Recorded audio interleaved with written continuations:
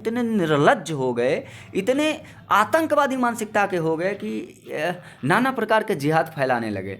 अभी तक तुम सिर्फ पत्थरबाजी और दंगेबाजी करते थे, अब खाद्य पदार्थों में मूत्र विसर्जन कर रहे हो, उनमें जो है नाना प्रकार की गंदगी फैला रहे हो, बहन बेटियों बच्चियों के साथ दुष्कर्म कर रहे हो, हलाल और हलाला कर रहे हो। तो आखिर बताइए हिंदू समाज कब तक स्वीकार्य करेगा? बांग्लादेश में हम आज धर्मनिरपेक्षता की बात नहीं कर पा रहे हैं, हिंदू मठ मंदिरों को निरंतर तोड़ दिए जा रहे हैं। अभी आज ही की खबर है कि 3 मंदिरें वहाँ तोड़ दी गई और निरंतर वहाँ मंदिरों को तोड़ा जा रहा है। 20,000 से ज़्यादा परिवारों को सीधे 20,000 से ज़्यादा हिंदुओं को सीधे नुकसान पहुँचाएगा, जिसमें 4-5 हज़ार हिंदू मारे जा चुके हैं, जिसमें अनेकों मंदिरों को तोड़ा जा चुका है। आज हम वहाँ क्यों धर्मनिरपेक्षता की बात नहीं करते? कुंभ शुरू होने जा रहा प्रयागराज में 45 करोड़ श्रद्धालु देश विदेश से आएंगे, लेकिन एक प्रश्न जो इस समय हवा में तैर रहा है कि मुसलमानों की नो एंट्री। अखाड़ा परिषद ने एक निर्णय लिया, उसने कहा कि मुसलमान दुकान नहीं लगाने पाएंगे कुंभ मेले में। इसको लेकर बात करने के लिए हमारे साथ हैं बाल साधु दिवाकराचार्य जी महाराज। आखिर इसके पीछे क्या तर्क है, आखिर क्यों नहीं दुकानें लगाने देना चाहेंगे? हमारा देश तो धर्मनिरपेक्ष है। बात करने के लिए हमारे साथ महाराज। जय सिया राम। जय श्री राम जी। देखिए, इसमें ऐसा है कि आपने देखा कि किस प्रकार से अनेकों प्रकार के जिहाद फैलाए जा रहे हैं, जिसमें थूक जिहाद, मूत्र जिहाद, हलाल हलाला, फतवा, आतंकवाद है। आप धर्मनिरपेक्षता की बात भारत में कर रहे हैं, किंतु बांग्लादेश में धर्म के आधार पर हिंदुओं के साथ निरंतर हो रही बर्बरतापूर्वक व्यवहार, जिसमें शायद अगर आज बाबर भी होता तो वो भी शर्मा जाता, अकबर भी होता तो वो भी शर्मा जाता, सिकंदर भी होता तो वो भी शर्मा जाता, औरंगजेब भी होता तो वो भी शर्मा जाता कि मैं तो आतंकवादी था ही, मेरे नाजायज़ औलादें भी उससे बड़े आतंकवादी हैं। कि देखो इस प्रकार से कैसे ये जो है थूक दे रहे हैं, मूत्र विसर्जित कर दे रहे हैं उन खाद्य पदार्थों में जो संपूर्ण रूप से शुद्ध बनाया जाना चाहिए। और आज शायद मैं मानता हूँ कि हम लोग तो धर्मनिरपेक्षता की बात, हमारी प्रकृति ही धर्मनिरपेक्ष है।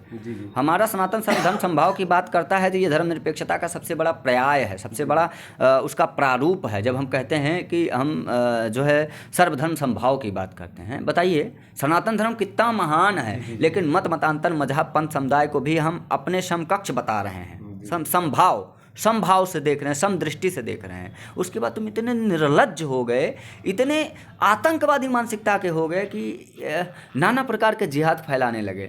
अभी तक तुम सिर्फ पत्थरबाजी और दंगेबाजी करते थे, अब खाद्य पदार्थों में मूत्र विसर्जन कर रहे हो, उनमें जो है नाना प्रकार की गंदगी फैला रहे हो, बहन बेटियों बच्चियों के साथ दुष्कर्म कर रहे हो, हलाल और हलाला कर रहे हो। तो आखिर बताइए हिंदू समाज कब तक स्वीकार्य करेगा? बांग्लादेश में हम आज धर्मनिरपेक्षता की बात नहीं कर पा रहे हैं, हिंदू मठ मंदिरों को निरंतर तोड़ दिए जा रहे हैं। अभी आज ही की खबर है कि 3 मंदिरें वहाँ तोड़ दी गई और निरंतर वहाँ मंदिरों को तोड़ा जा रहा है। 20,000 से ज़्यादा परिवारों को सीधे 20,000 से ज़्यादा हिंदुओं को सीधे नुकसान पहुँचाएगा, जिसमें 4-5 हज़ार हिंदू मारे जा चुके हैं, जिसमें अनेकों मंदिरों को तोड़ा जा चुका है।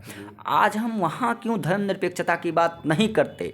ये दुखद है कि हमारे भारत में भारतीय राजनेता तमाम चीज़ों पर, सड़कों पर उतर आ रहे हैं, लेकिन वहीं बांग्लादेश में मानवता को संसार किया। महाराज जी, अभी देखिए एक प्रयाग में घटना हुई, यादव बिरादरी की एक बच्ची के साथ बलात्कार हुआ, गाजीपुर में देखिए हत्या कर दी गई। तमाम इस तरह घटनाएं हो रही हैं, लेकिन संभल पर एक तरह से कंसंट्रेट है विपक्ष, चाहे राहुल गांधी हों चाहे अखिलेश यादव जी हों।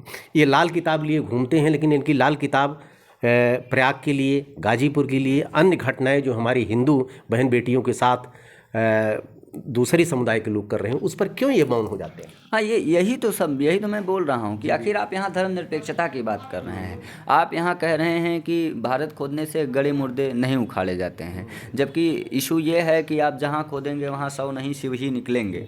आप अगर आपको विश्वास ना हो तो आप काबा खोद लीजिए, वहाँ भी बाबा निकलेंगे। क्योंकि जब हम सनातन धर्म की बात करते हैं तो सनातन धर्म जो है ये प्रकृति है, ये नेचर है, ये हवाएँ हैं, ये वातावरण है, ये सृष्टि है।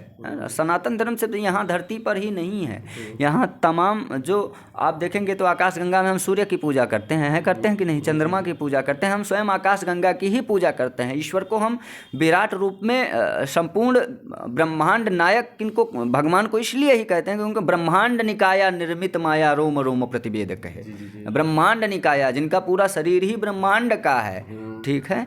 तो हम तो ईश्वर को ब्रह्मांड के रूप में पूजते हैं, तो इसलिए हमारा सनातन हर जगह पे है, चाहे वो जो है सऊदी अरब क्यों ना हो, चाहे पाकिस्तान हो, और चाहे इंडोनेशिया हो, चाहे विश्व का कोई भी इस्लामिक कंट्री हो, चाहे विश्व का कोई ईसाई कंट्री हो, यहूदी कंट्री हो, पारसी कंट्री हो, या दुनिया के किसी भी मत मतांतर मजहबपन समुदाय में आस्था रखने वाले किसी व्यक्ति की, हम तो जीवों के संरक्षण की बात करते हैं, हम तो जीवों में सनातन को देखते हैं, हम तो जीवों की सुरक्षा की बात करते हैं, सभी के हितों और अधिकारों। जियाउल-दीन वर्क जो संभल के सांसद हैं वो कह रहे हैं कि अगर हमको कुंभ में प्रवेश मेरा वर्जित रहेगा तो हम जितने दरगाह हैं, जितनी मस्जिदें हैं, वहाँ पर हिंदुओं की दुकानें लगाई हैं उनको मैं खदेड़ दूंगा। बिल्कुल खदेड़ दीजिए, बिल्कुल खदेड़ दीजिए। अगर वो आपके अधिकार क्षेत्र में दुकान लगाए हुए हैं तो उनको खदेड़ दीजिए।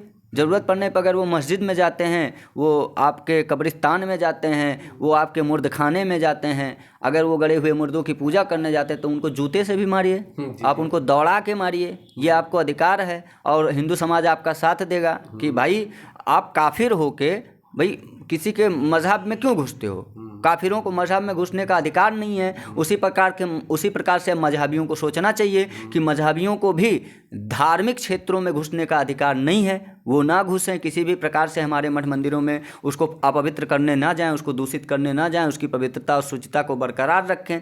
ये मजहबियों को भी सोचना चाहिए और ये धार्मिक व्यक्तियों को भी सोचना चाहिए कि जब आप काफिर हैं एक मजहब के लिए, आप वो मजहब कहता है कि आप उसके पास, आप उनके मस्जिद में नहीं जा सकते हैं, आप उनके कब्रिस्तान में नहीं जा सकते हैं, तो यदि आप वहाँ जाते हैं तो आप अपराधी हैं, आप दोषी हैं।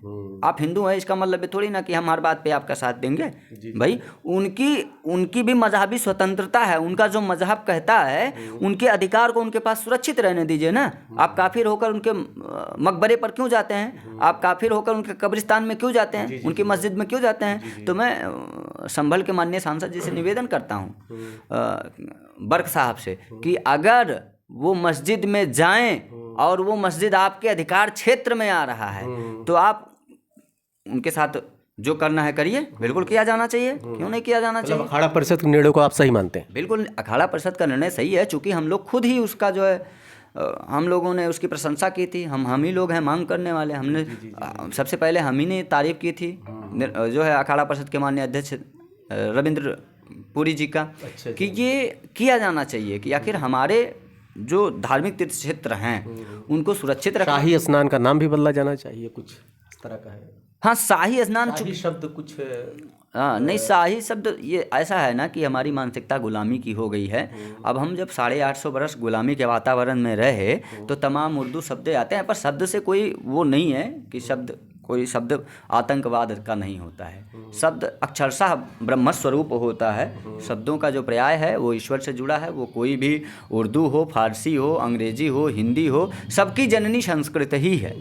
तो शब्दों से कोई आपत्ति नहीं है, किंतु शाही ये किसी अगर कालखंड में षड्यंत्र के माध्यम से किया गया हो तो उसको भी बदल दिया जाना चाहिए। हाँ, जिस प्रकार से काबा में 50 किलोमीटर दूर दूर तक हिंदू आपके काबा में नहीं जा सकता है, उसी प्रकार से अब प्रयागराज में भी पहल करना होगा और हिंदुओं को खुद इसका ध्यान रखना होगा कि आपके प्रयागराज तीर्थ क्षेत्र में कोई भी घुसपैठिया, कोई भी गैर धर्मी, बेधर्मी ना घुस पाए, किसी भी मत मजहब मतांतर पंथ का हो, जिससे लग रहा हो कि आप असुरक्षित हैं, आपके वो जो महामेला महोत्सव हैं, पर्व हैं, त्यौहार हैं, वो असुरक्षित हैं। तो ये सभी की जिम्मेदारी है कि वहाँ कोई गैर बेधर्मी ना जा पाए, वहाँ पर गैर बेधर्मी कोई ना जाए। देखिए, सबका सम्मान हमारे यहाँ करते करते आज इस स्थिति में पहुँच गए हैं कि बांग्लादेश बन गया, मिनी बांग्लादेश हमारे यहाँ देखिए बंगाल बनता जा रहा है। इसलिए हमको सतर्क रहना पड़ेगा। निश्चित रूप से अखाड़ा परिषद ने जो निर्णय लिया है उसके पीछे उसका एक तर्क है, एक जायज़ है। महाराज जी, हम इस समय थे बाल साधु दिवाकराचार्य जी के महाराज जी का बहुत सुबह समय लिया। महाराज जी, जय सिया राम। आपको बहुत साधुवाद, बहुत धन्यवाद। जय श्री राम।